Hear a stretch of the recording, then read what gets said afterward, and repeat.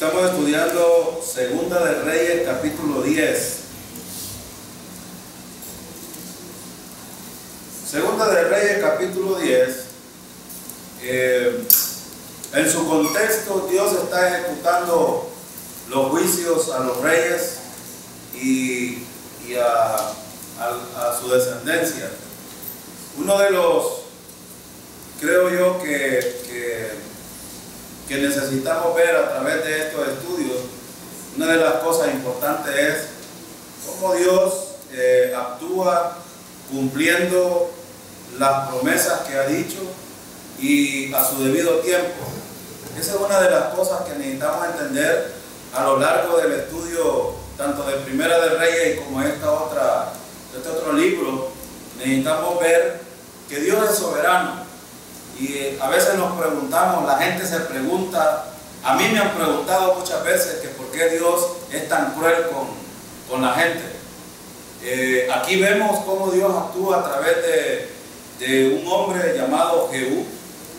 Jehú, no crean ustedes que porque vemos que está haciendo las cosas que Dios le mandó, las está haciendo correctamente. A veces nosotros podemos inclusive inclinarnos hasta este sentido, pensar que hacemos las cosas bien y no estarlas haciendo de la manera como Dios quiere.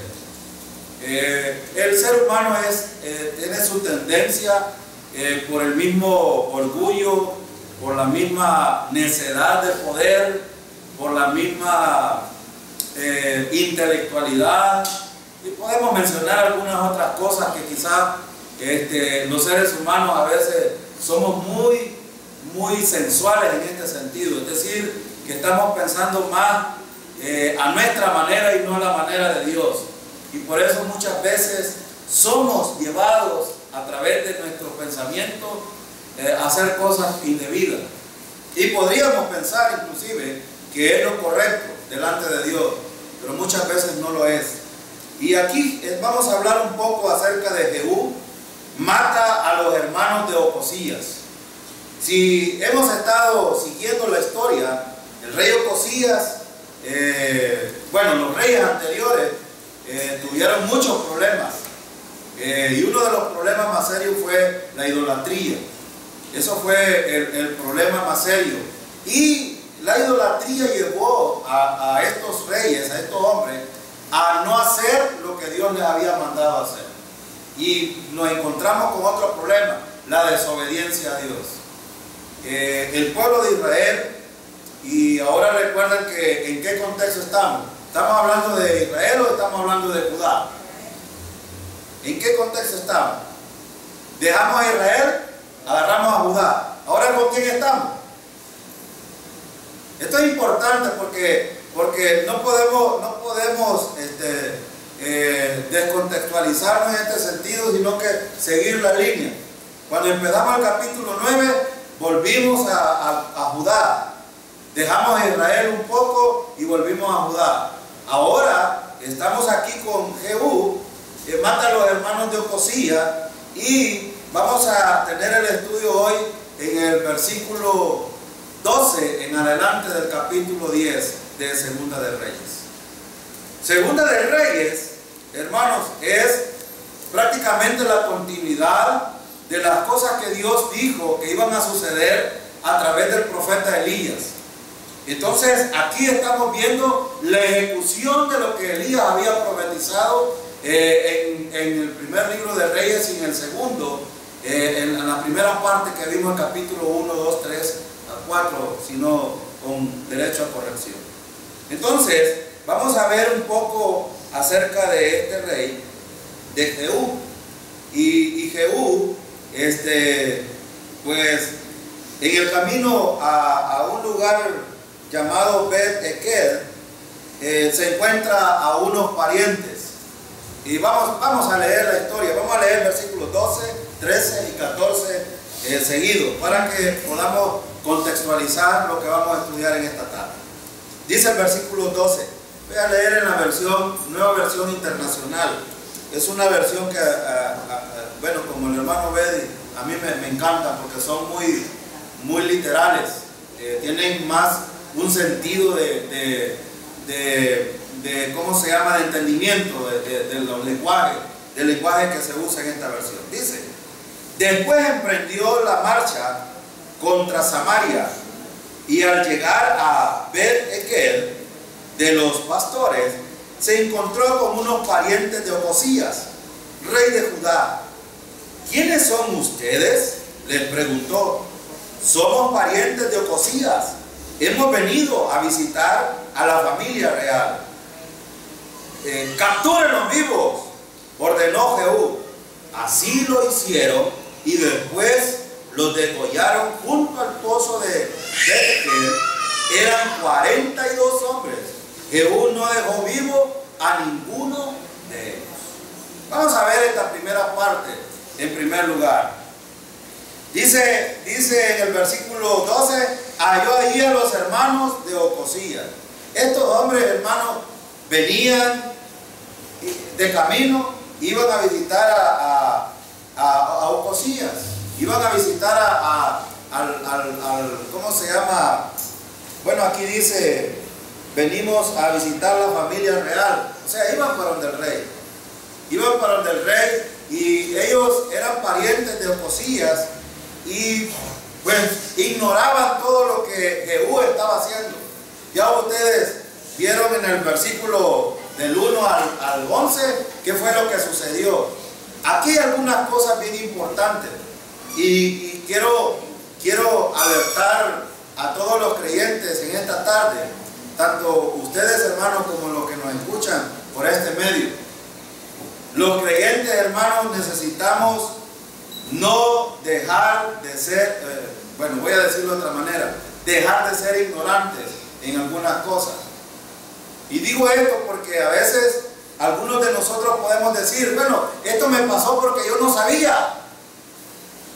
Bueno, estos hombres iban de camino y cacharon, tuvieron una cachada por ahí, degollados, murieron. Ahora, estos hombres no sabían qué les estaba sucediendo con los reyes, qué era lo que estaba pasando, cómo estaba convulsionado de todo esto. Pero estos hombres, hermanos, perecieron por el cumplimiento de una profecía, por un mandato que Dios había hecho. Ya lo vamos a ver por qué. Pero aquí está la importancia. Fíjense, hermanos, nosotros debemos de saber de todo, debemos de conocer de todo, para no perecer como otros perecen. Como creyentes debemos saber lo que pasa a nuestro alrededor. Debemos de saber, conocer de todo. Algunos dicen: de los políticos. ¿Es bueno conocer de política? Sí, es bueno. Usted debe de conocer la realidad del país, qué es lo que está sucediendo. Y usted debe de conocer de todos los temas habidos y por haber, debe de conocerlos. ¿Para qué? Para no fracasar, para no ser ignorantes, y para no vernos envueltos en circunstancias que a veces podemos decir: me pasó porque lo ignoraba. Nosotros no debemos de ser de ese tipo de creyentes. Debemos de ser creyentes que sepamos qué es lo que pasa a nuestro alrededor, para no perecer como los demás perecen. Fíjense que, por ejemplo, sus hijos deben de conocer qué es lo que pasa a nuestro alrededor.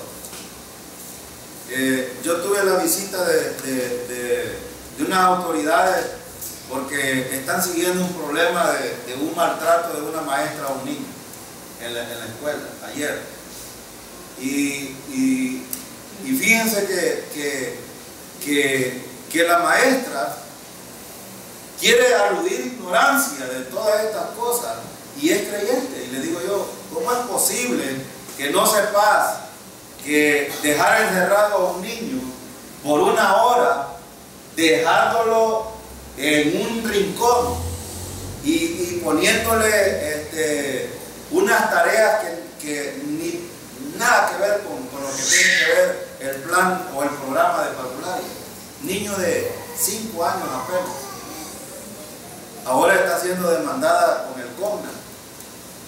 Ahora está el problema. Yo le dije: arreglar esto antes de que pasen las autoridades, pero no me hizo caso. Ahora ella quiere escudarse, y le digo: no puedes escudarte en tu sabiduría, porque el niño habla en contra de ella. Y ustedes saben que en nuestro alrededor, ¿quiénes tienen más fuerza hoy entre las autoridades? Las mujeres y los menores de edad. Y en cualquier país del mundo es así. Entonces, hermanos, como creyentes, nosotros debemos de no ser ignorantes en estas cosas para que no nos pasen cosas y después decir, me pasó por ignorante. No debemos de ser así. No solo eran, y fíjense aquí, volvamos al contexto, estos no solo eran hermanos, sino también sus sobrinos quienes servían a Ocosías. ¿Y cómo sabemos esto? Miren, segunda de Crónicas 9:8. Vaya segunda de Crónicas, ahí rapidito, ahí está cerquita. Segunda de Crónicas 9:8.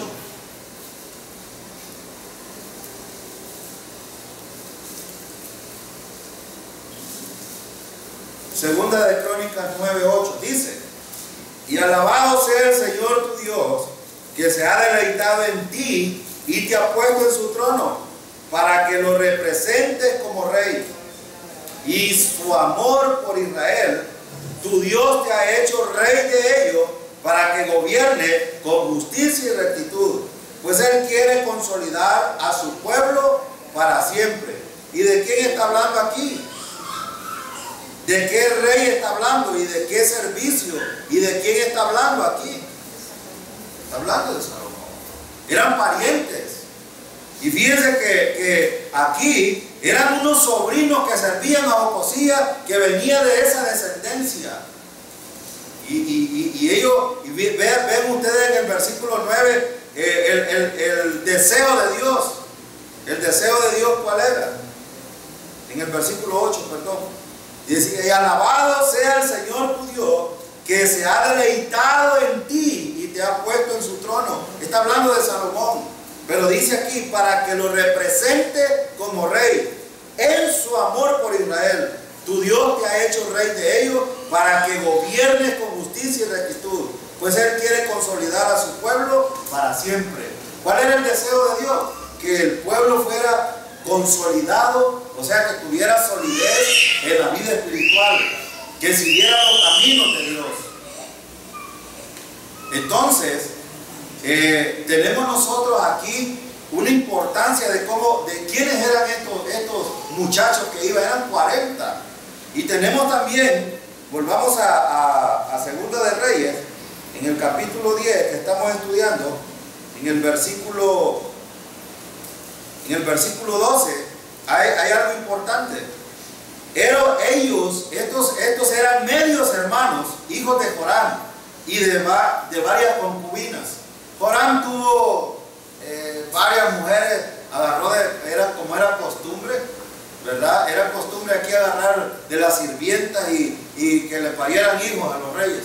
Bueno, Salomón tuvo 1000 mujeres, pero aquí ellos eran medios hermanos, hijos de Joram y de varias concubinas.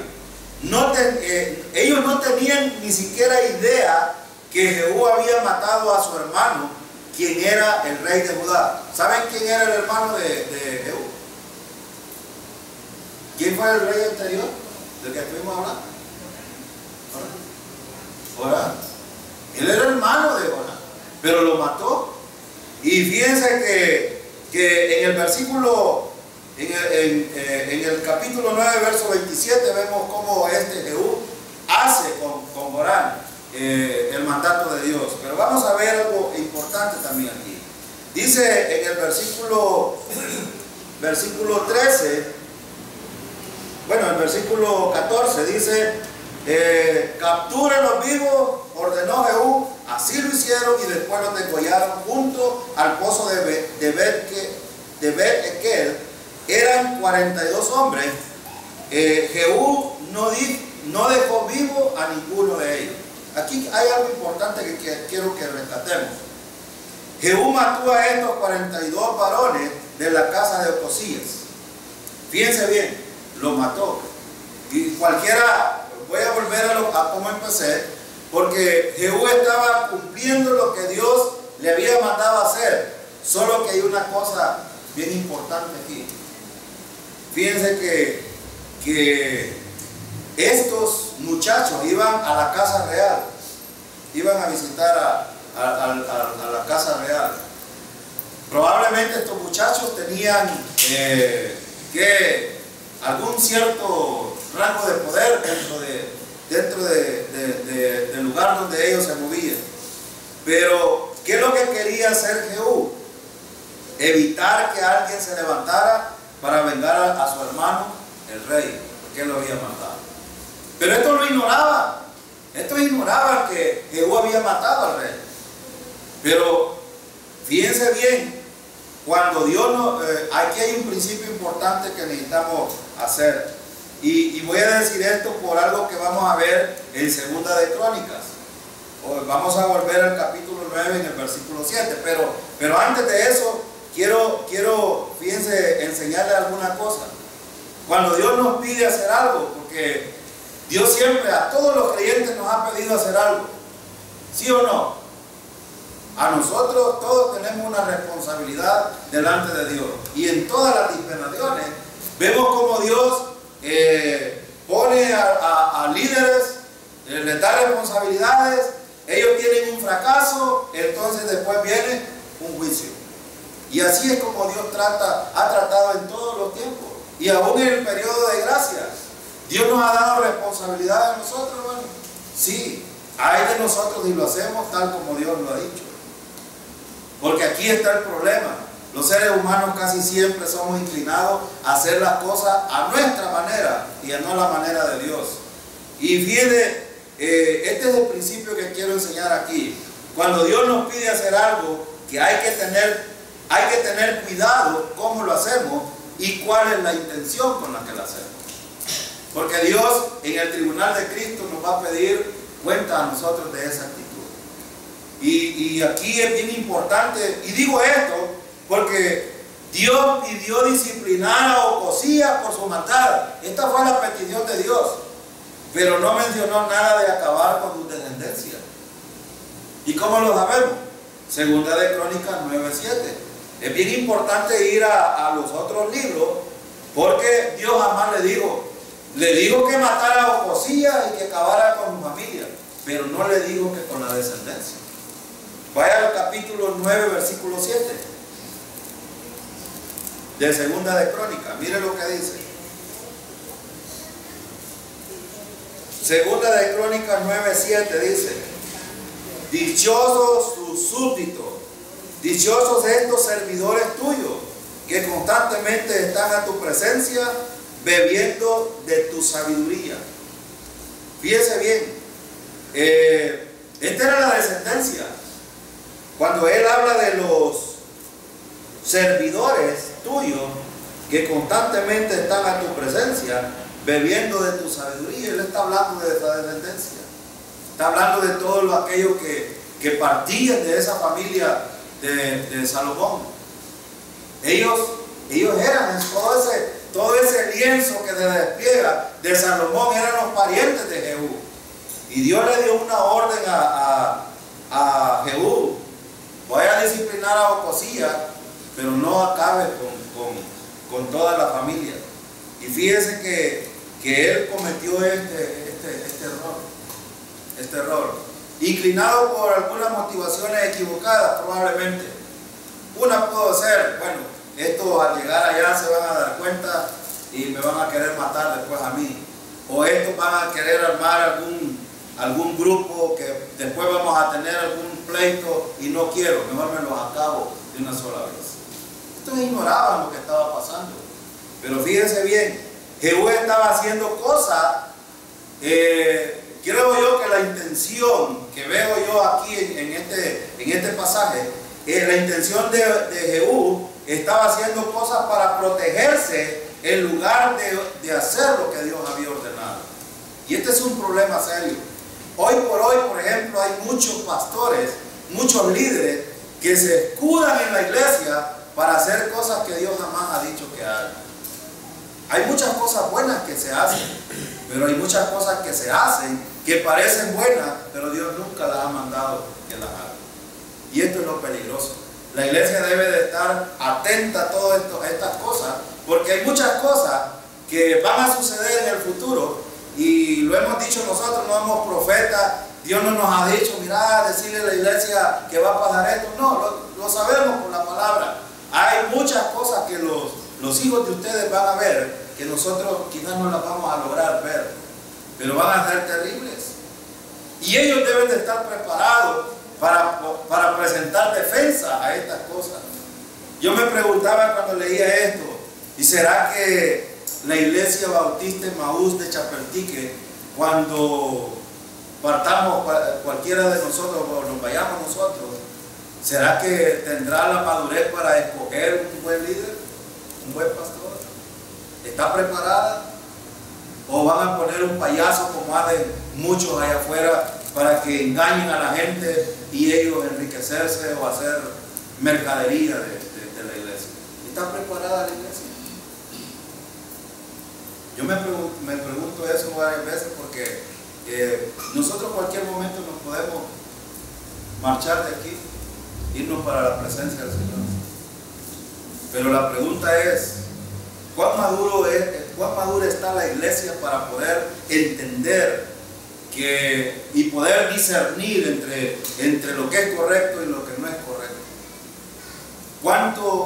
¿Cuánto nosotros vamos siempre a meditar en la palabra del Señor para poder estar atentos a lo que Dios nos está diciendo que necesitamos hacer y lo que no necesitamos hacer? Y estoy adelantando esto por lo que vamos a ver aquí. Este Jehú probablemente estaba con motivaciones equivocadas, y aunque Dios le había dado una orden, estaba pensando probablemente en él mismo también. Y esto es peligroso. Cuando nosotros pensamos en nosotros, hermanos, es muy peligroso. Recordemos el principio de nuestra estadía aquí como peregrinos. Yo no sé ustedes, pero yo he entendido por la palabra que la única razón por la cual Dios me llamó y he sido salvo es para servirle a Él y para que los demás sean edificados. No hay otra razón. Y eso lo estamos estudiando los domingos en el estudio en la escuela bíblica y también en las predicaciones en general. Pero es bien importante, hermanos, es bien importante no desenfocarnos de esto, porque Dios tiene un propósito a través de nosotros y cada uno puede ser usado para lo que Dios quiere que nosotros hagamos.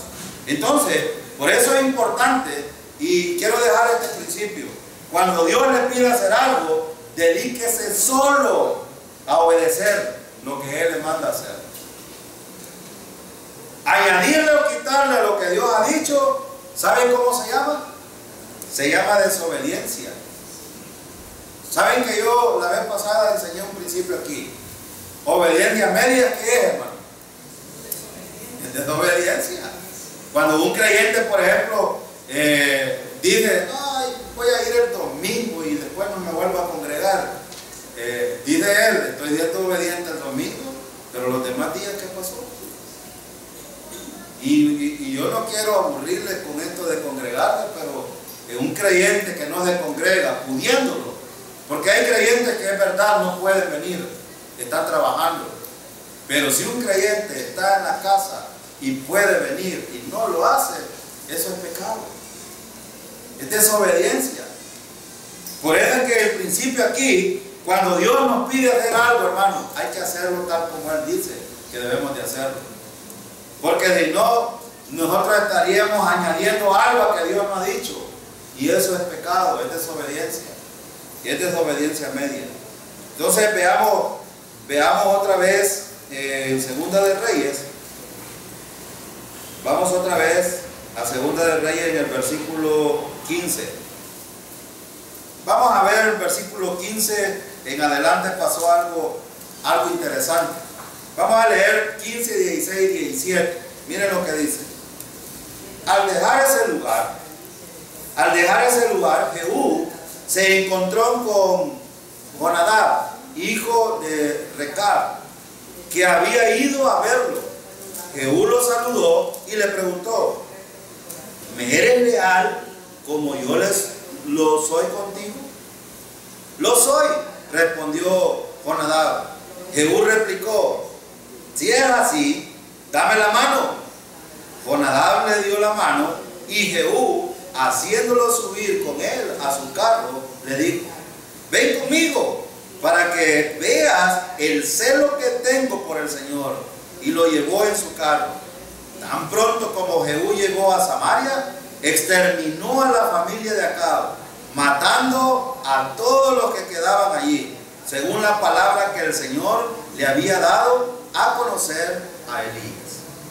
Ahora, si ustedes notan, en el versículo 17 está la ejecución de Jehú a través de lo que Elías había profetizado. Jehú estaba haciendo lo que Dios le había mandado hacer, solo que tenía algunas intenciones que eran peligrosas. Y ustedes ven en el versículo 15, vean el versículo 15, veamos alguna actitud de Jehú.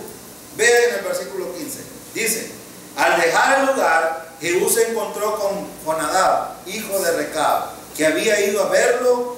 Jehú le saludó y le preguntó: ¿me eres leal como yo soy contigo? Aquí hay una expresión muy peligrosa. ¿Saben que muchos usan estas expresiones también en las iglesias? Y me estaba contando el hermano Freddy que hoy en las vacaciones tuvieron una campaña. Es como las iglesias pentecostales acostumbran y llevaron un predicador, no sé de dónde, pero es de El Salvador. Y dice que hermano, me dice, mejor me hubiera quedado en la casa. Eso me lo estaba contando hoy. Me hubiera quedado en la casa. Fíjese, me dijo, que es el predicador desde que se paró, empezó a amenazar a la iglesia. Ustedes deben de ser leales al sacerdocio, deben de respetar a los pastores, deben de mirarlos con mucha estima, pero tengan cuidado también si los tocan. A veces algunos, bueno, Cash Luna y Maldonado han dicho: no toques al siervo del Señor, amenazando a la iglesia, amenazando a otros. Y esta expresión que ustedes ven aquí, ¿me es leal? ¿Y cómo no le iba a ser leal si andaba dándole jaque mate a todo?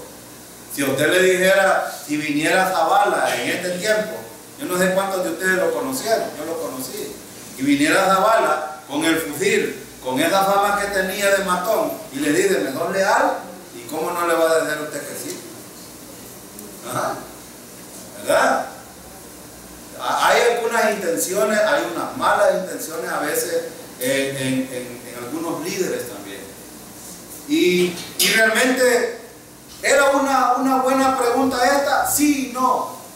Quizás la pregunta más correcta hubiera sido: ¿le eres leal al Señor? Porque esa es la pregunta que nosotros debemos de hacerlo cuando vamos a actuar en nuestro caminar diario. ¿Soy leal al Señor?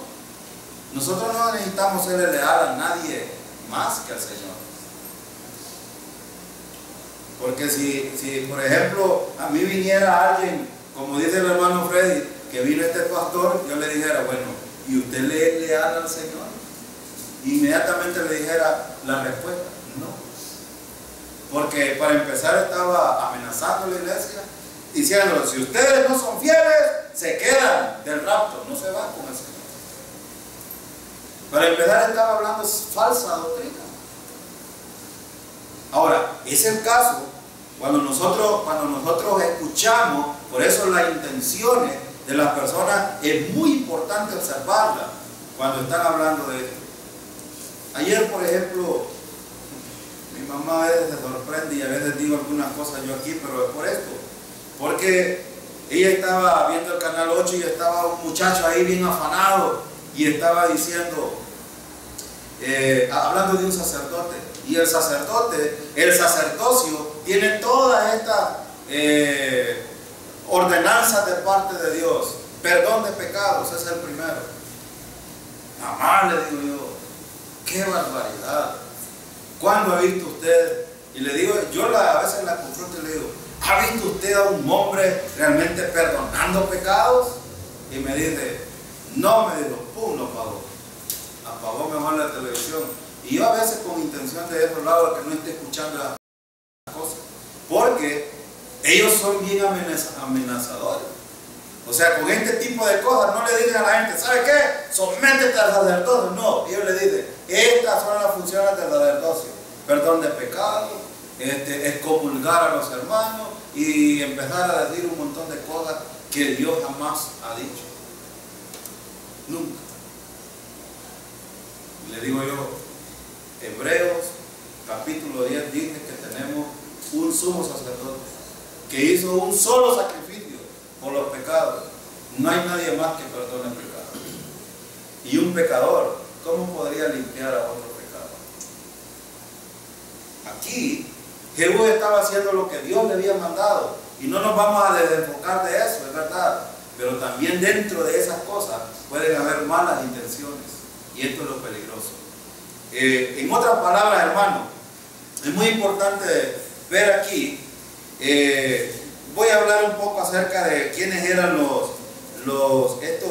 estas personas. Fíjense que en el versículo 15 vemos los recabitas. Los recabitas han sido colocados aquí, hermanos, como un ejemplo de una actitud correcta. Un ejemplo, yo creo que Dios mismo ha dado ejemplo de ellos.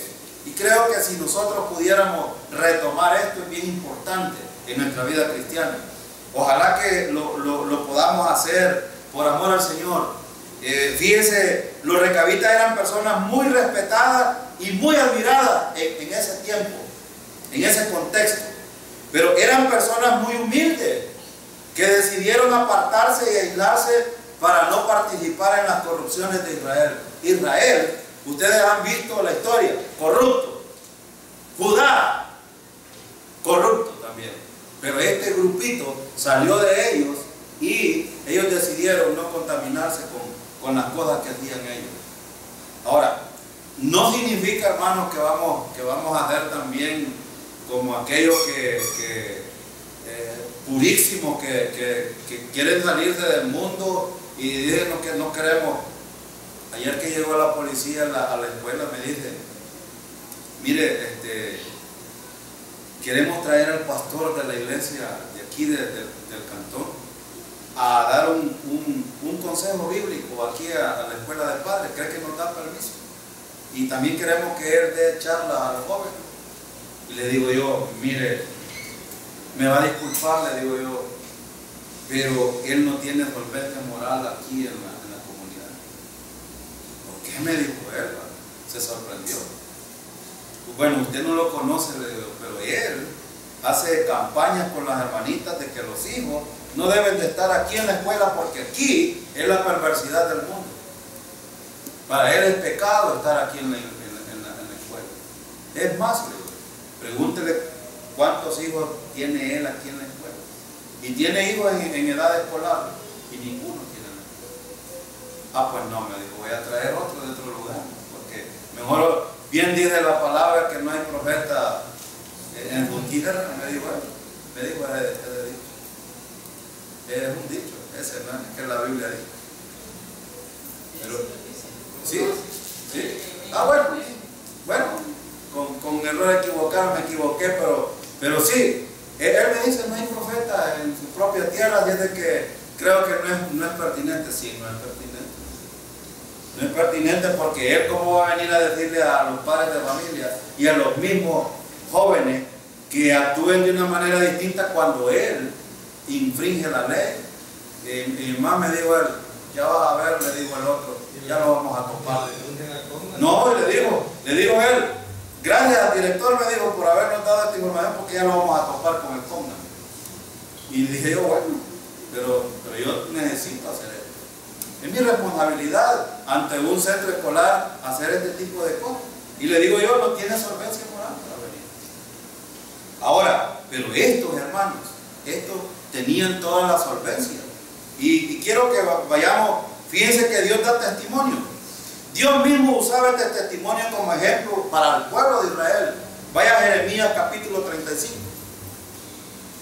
Mire Jeremías capítulo 35. Para que vea usted cómo Dios daba testimonio de esta persona. Vamos a leer el versículo 1 hasta el 17. hasta el 14, perdón. Y vamos a detenernos un poquito aquí para ver los recabitas. Bien que no están aquí solo por casualidad. Miren el versículo 1. Jeremías capítulo 35, versículo 1 en adelante. Dice, la palabra del Señor vino a mí, Jeremías, en los días de Joacim, hijo de Josías, rey de Judá.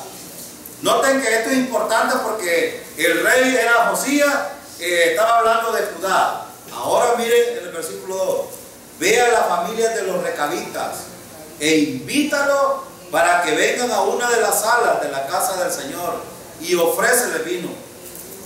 Entonces fui a buscar a Hazanías, hijo de mi tocayo Jeremías y nieto de Jabasinías, y a sus hermanos y a todos sus hijos y a toda la familia de los recabitas. Los llevé a la casa del Señor, a la sala de los hijos de Jonán, hijo de Igdalías, hombre de Dios.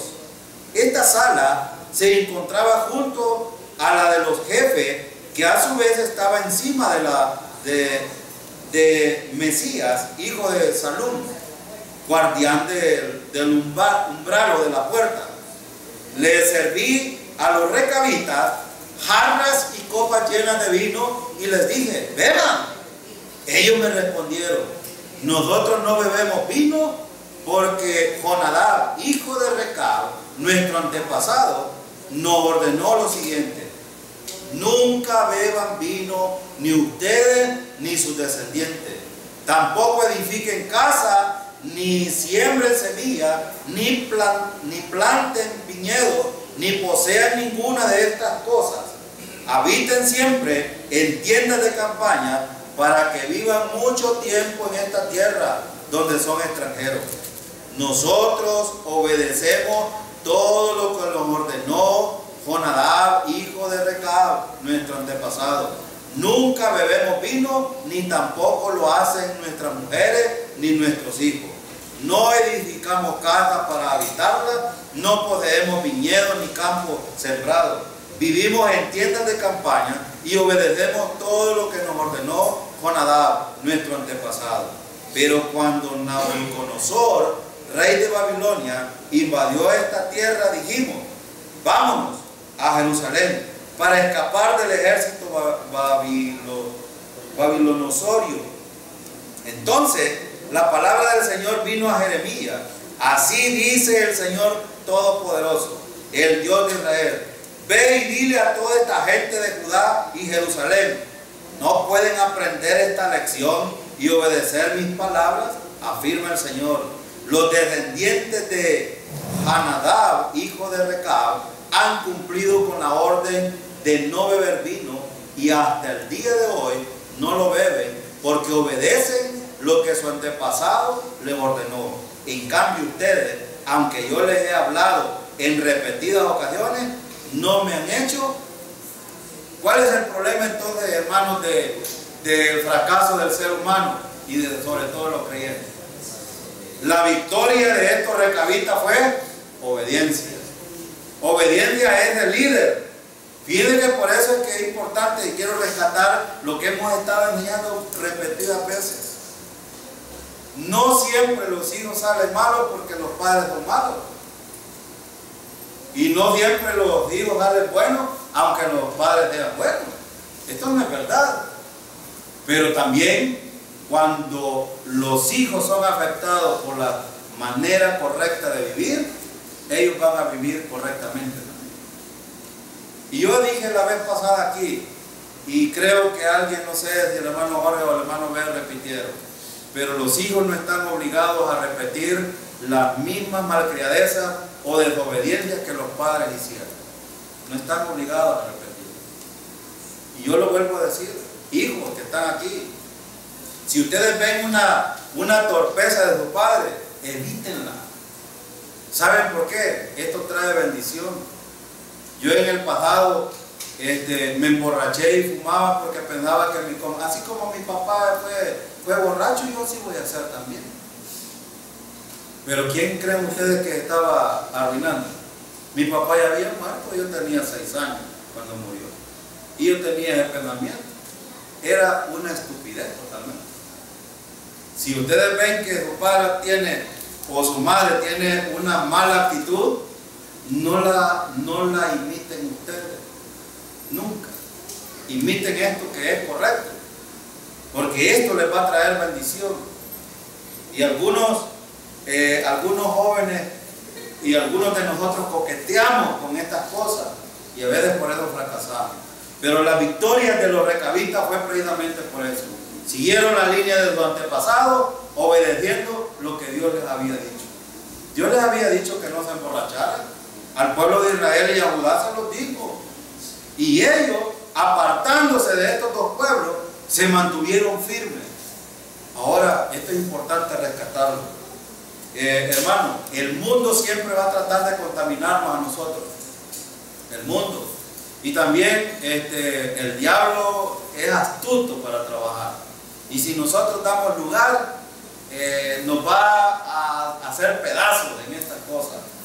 Por eso, hermano, es importante que nosotros seamos firmes en el Señor, confiando siempre en el Señor. La firmeza de un creyente no está en hacer las cosas que Dios le dijo que la hiciera.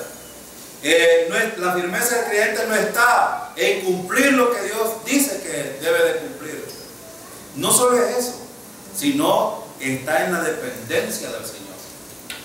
Si nosotros aprendemos a depender del Señor, todas esas cosas que Dios nos ha mandado a hacer van a ser posibles en nuestra vida. ¿Por qué?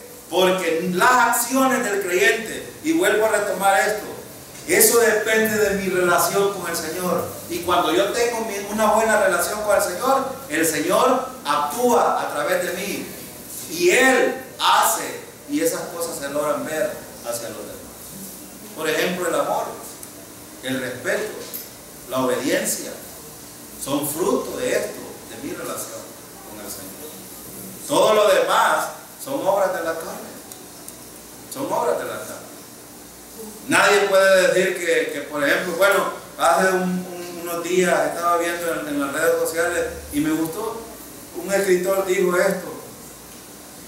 esto, cuando tú te llenas de ira con otro hermano, eres un homicida. Y eso es verdad, porque Jesús enseñó al principio, cuando alguien está enojado con su hermano, es como que lo haya matado. Y cualquiera puede aludir, bueno, y por eso a veces digo estas cosas y las repito, porque nadie puede estar enemistado con un hermano y decir que es espiritual. Está equivocado, también equivocado. Necesita ponerse a cuenta con el hermano, reconciliar, y entonces va a poder tener una buena relación con el Señor. De lo contrario, perdonen, pero yo no puedo decir otra cosa. Ahora es bien importante aquí. ¿Por qué estamos tocando los recabitas? Porque ellos tenían la actitud correcta. No solo delante de los antepasados, su descendencia, sino también delante del Señor. ¿Ven cómo era esto? Respetaban a Dios y tenían una actitud correcta. Esto es lo que necesitamos nosotros también. Tener una relación con el Señor y una actitud correcta con los demás. En el servicio, en el trabajo, en la iglesia. Por eso es que muchos hermanos creo que no han entendido cómo es que se puede vivir la vida cristiana. Y solo se vive por fe. Algunos, el hermano Freddy, cuando yo le preguntaba, ¿cómo está, hermano? Aquí luchando, me decía. Deje de luchar, hermano, le dije yo, porque si luchas va a fracasar. ¿Qué? Me dijo. Sí. Y le enseñé Colosenses 2, 5, 6, 7, 8 y 9. Y cuando lo entendió me dijo, tiene razón. Y le enseñé Hebreos también, que dice que sin fe es imposible. Cualquiera pues que quiera hacer cualquier cosa sin fe y confiando en el Señor, no le da. Así de sencillo. Volvamos otra vez a Segunda de Reyes, capítulo 10. Estamos en el versículo 17. Fíjense, en el versículo 15,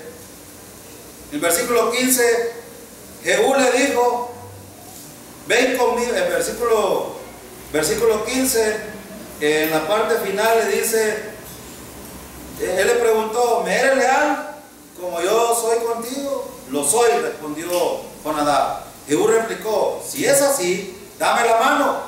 Jonadab le dio la mano y Jehú, haciéndolo subir con él a su carro, le dijo, ven conmigo para que veas el celo que tengo por el Señor. Y lo llevó en su carro. Ahora, otra cosa importante que necesitamos ver aquí es que cuando esto de darle la mano a alguien, hermano, bueno, en nuestra tradición es darle la mano a un saludo, pero aquí no era un solo saludo.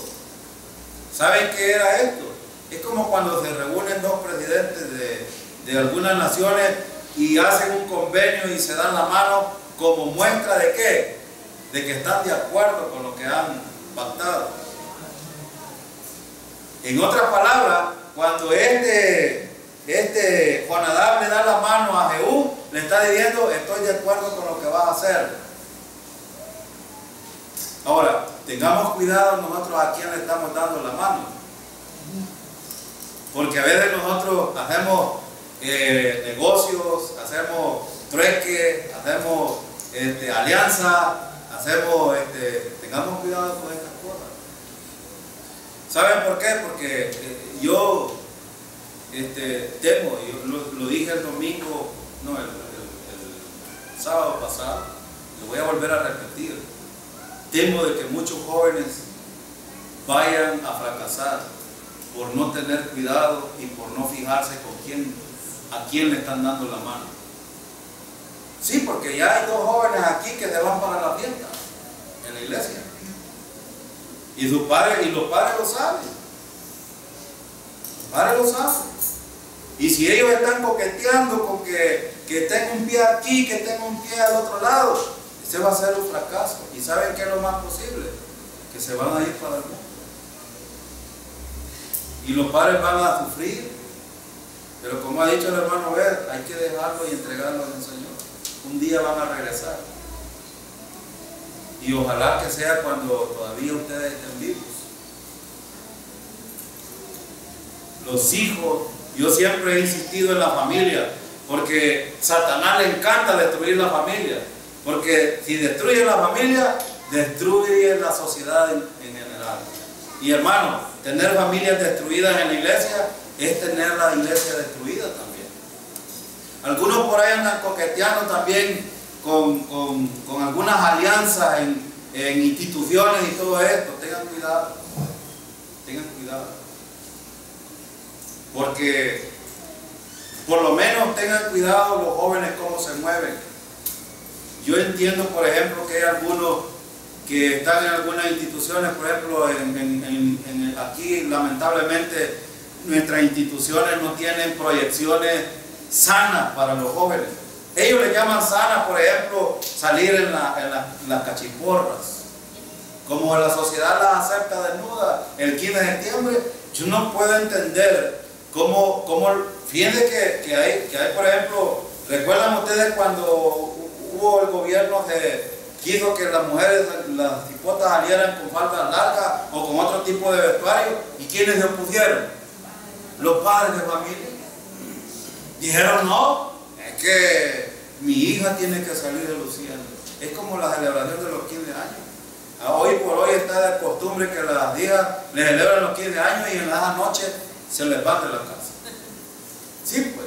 Usted va a ir el 15 de septiembre a San Miguel, usted va a ver todas las hipotas, todas desarrapadas con los novios allá haciendo y deshaciendo. Y usted me puede decir, ya se apartó del tema, hermano. No, estoy todavía ahí. ¿Sabe por qué?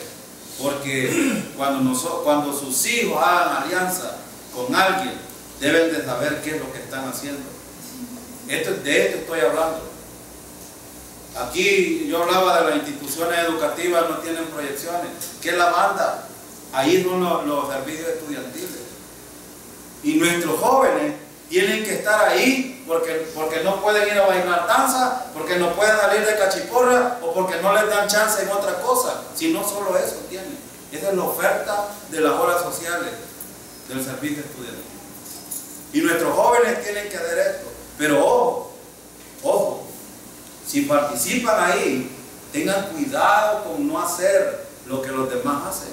Vean los recabitas, estaban los judíos aquí, israelitas, al otro lado estaba Judá, ellos se mantenían aquí. Es decir, ellos no estaban fuera del mundo, estaban en el mundo, pero no estaban haciendo lo mismo que los demás. Y en esto necesitamos que nuestros jóvenes entiendan, que aprendan.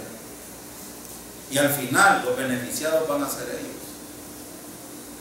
Espero yo de que, yo le decía a un joven un día de esto, espero que cuando el Señor te discipline no te dé vergüenza decirme, mire, me pasó esto.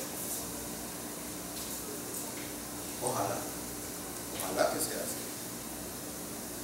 Es importante, hermanos, nosotros inclusive, nosotros que estamos viejos, a veces también un poco se nos desliza el deseo de querer hacer alianza con los partidos políticos, que con los equipos de fútbol, que con las amistades, porque es mi compadre. Mi mamá, cuando yo estaba de 12 años, creo que fue, ella me confirmó allá en la catedral. Y siempre que veo a este hombre, es uno de los hombres más orgullosos de San Gerardo. Es uno de los más orgullosos. Y él siempre que me ve, me dice, ahijado. Y un día estábamos con el hermano Jorge y lo encontré ahí. Él quiere que yo le diga padrino y nunca le he dicho eso. Nunca. Porque yo lo he acostumbrado a eso. Y ese día le dije yo, en primer lugar soy creyente. Yo también, me dijo él. Si yo a veces visito la iglesia de Toby.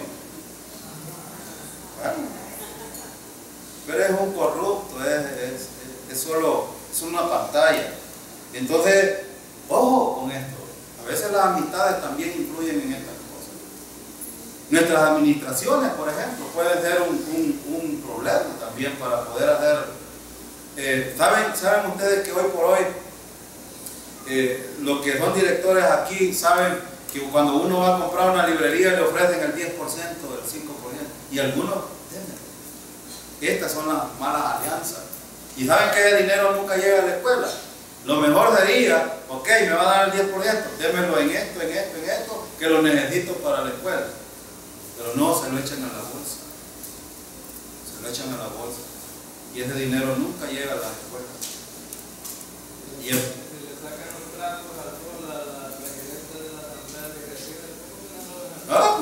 Pues sí.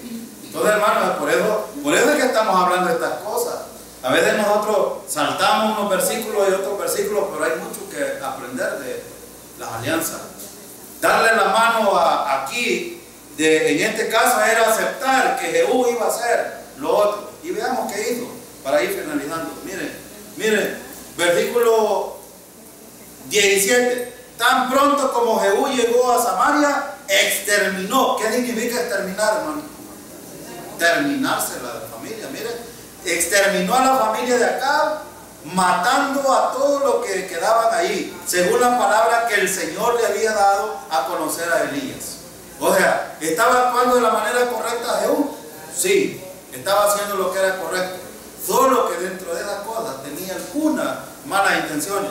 Veamos los versículos siguientes. Miren el 18 en adelante. Dice el 18. Entonces Jehú reunió a todo el pueblo y dijo: Acab adoró a Baal con pocas ganas, Jehú lo hará con devoción. Mire, aquí es como que dice, el hermano Beto hace estas cosas, pero yo les voy a demostrar que voy a hacerlo de una manera distinta. Sigamos leyendo. Llamen pues a todos los profetas de Baal, junto con todos sus ministros y sacerdotes, que no falte ninguno de ellos, pues voy a ofrecer a Baal un sacrificio grandioso. Todo el que falte morirá. En realidad, Jehú no era sincero, pues tenía el propósito de eliminar a los adoradores de Baal. Ahora voy a detenerme aquí un poquito, porque por eso estaba hablando un poco de la actitud de Jehú. Era correcto que le mintiera, hermano, si él tenía el control en ese momento. No era necesario. Mentir es pecado, hermano. tiene pecado. No importa si va, por eso les decía yo, si vamos a hacer lo que Dios nos ha ordenado, hay que hacerlo tal como lo ha dicho. No hay que andarle buscando vueltas a las cosas. Y entonces aquí tuvo que mentir. No era necesario, claro. Él estaba tratando de evitar de que se le fueran por otro lado. Pero sigamos leyendo. Miren el versículo 20. Y luego dio esta orden: convoquen una asamblea en honor a Baal. Y así se hizo. Como Jehú envió mensajeros por todo Israel, vinieron todos los que servían a Baal, sin faltar ninguno. Eran tantos los que llegaron que el templo de Baal se llenó de un extremo a otro. Jehú le ordenó al encargado del guardarropa que sacara las vestiduras para los adoradores de Baal, y así lo hizo. Cuando Jehú y Jonadab, hijo de Racab, entraron en el templo de Baal, Jehú les dijo a los congregados: asegúrense de que aquí entre ustedes no haya siervo del Señor, sino solo de Baal. ¿Por qué? Les iba a dar matacán. Y si hubiese algún siervo del Señor, iba a cometer un serio problema. Iba a haber un serio problema. Dos cosas, solo para pasar al siguiente versículo. Fíjense la actitud, hermanos, de los siervos de Jehú. ¿Cuál era? ¿Eran obedientes? Eran obedientes. Aquí vemos, hermanos, rango jerárquico también y rangos medios sirviendo. Dios deja estas cosas para que veamos que nosotros somos siervos y necesitamos servir al Señor. Debemos servir a los demás para que sean beneficiados. Veamos el versículo 24. Dice: entonces pasaron para ofrecer sacrificio y holocausto. Ahora bien, Jehú había apostado una guardia de 80 soldados a la entrada con esta advertencia. Hermanos, la palabra apostado aquí no significa que él hizo una apuesta, sino que estaban en posición de batalla. Eso es lo que quiere decir aquí. Bueno, una guardia de 80 soldados a la entrada con esta advertencia: ustedes me responden por estos hombres. El que deje escapar a uno solo de ellos, lo pagará con su vida. Y hasta en el tiempo de Jesús, hermano, así era. Los romanos, por ejemplo, ¿se acuerdan cuando Pedro lo sacó el ángel de la cárcel? ¿Ustedes creen que esos soldaditos, cómo creen que estaban? ¿Pero qué hicieron con esos soldaditos? ¿Los mataron o qué pasó con ellos? Bueno, es un tema que les dejo para que ustedes investiguen. Vayan a Hechos, estudien esa parte de Pedro y van a ver qué sucedió con esos soldados. Versículo 26. Sacaron la piedra sagrada que estaba ahí y la quemaron. Además de tumbar la piedra sagrada, derribaron el templo de Baal y lo convirtieron en un muladar. Así ha quedado hasta el día de hoy. De este modo, Jehú erradicó de Israel el culto a Baal. Y hay unos versículos aquí que no quiero tocar porque vamos a ver qué pasó con Jehú. Porque a veces aparentamos hacer las cosas bien y de repente, hermano, esto es bien delicado. Fíjense qué importante es esto. Hay un asunto que quiero solo para concluir solo para ver un principio. Déjenme ver un principio.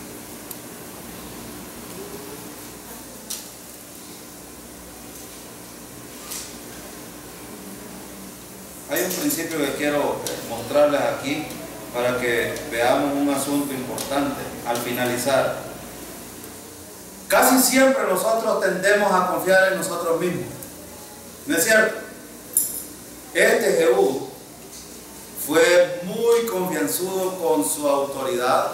¿Y saben en qué terminó?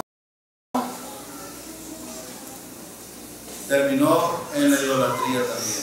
Este que dijo que iba a hacer las cosas correctas delante del Señor, de repente estaba deslizado otra vez. Ahora, no confíe demasiado en sus habilidades, hermanos. De hecho, ¿quién es el competente en nuestra vida cristiana, hermano? ¿Somos nosotros o es el Señor? Es el Señor. La competencia proviene del Señor, dijo Pablo. No que seamos competentes por nosotros mismos, para pensar algo por nosotros mismos, sino que la competencia proviene de Dios, el cual nos hizo ministro de un nuevo pacto, no de la letra, no de la ley, porque la ley mata, sino del Espíritu. El Espíritu vivifica. Entonces, hermano, no hay que confiarnos nosotros mismos. A Timoteo le dijo Pablo: ten cuidado de ti mismo y de qué, y de la doctrina, porque nosotros fácilmente podemos tambalear en nuestra vida espiritual también, y esto es bien peligroso. Y este tema vamos a estudiar el próximo miércoles, si Dios no ha venido todavía, y ojalá que podamos aprender otros principios aquí desde el versículo 27 en adelante, 28 en adelante, que nos quedan. Hay algunas cosas bien importantes ahí, ¿sí? En el versículo 12 y el versículo 14 habla de Betequer. Ahora, Betequer, en otra versión tengo yo la casa de Esquileo. Sí. Al final, eso no lo entiendo. Betequer, pues Esquileo.